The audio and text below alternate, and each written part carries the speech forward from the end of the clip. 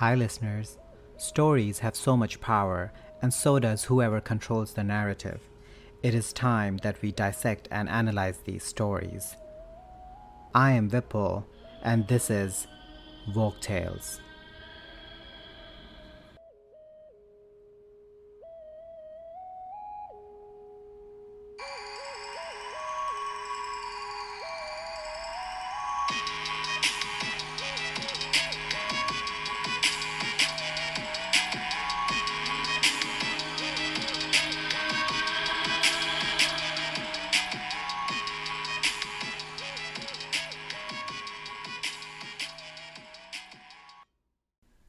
Hi, everyone.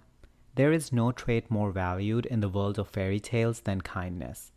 If you share your last crumb of bread with an elderly beggar, they will turn out to be a fairy intent on assisting you with your quest. If you spare the life of some random fox out in the wilderness, it will not only be fluent in human speech, it will also be incredibly well informed and offer excellent advice at key moments in your life. This Australian Aboriginal legend from Collins Dove's 1994 collection, This is the Dreaming, is a cautionary fable about what happens when you forget that. And let me warn you, it is not going to be pretty. And on that note, it's story time. The Owl Who Was Unwelcome. One day during the dream time, when the children of the Woronora people were playing by the river, one boy finds a strange new bird in the bush and calls everyone else to come and see.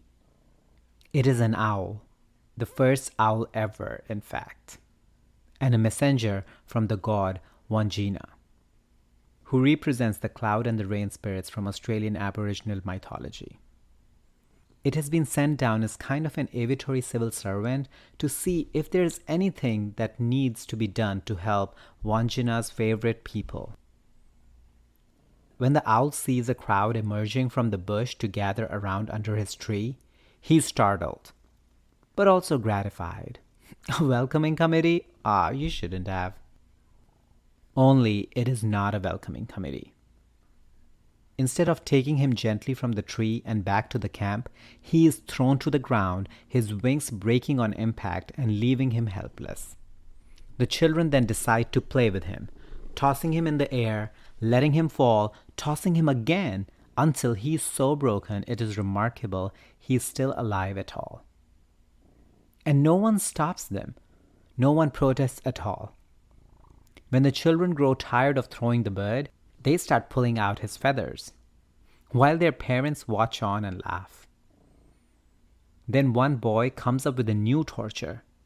"We can't have a bird without feathers," he jeers, "so let's give him some new ones."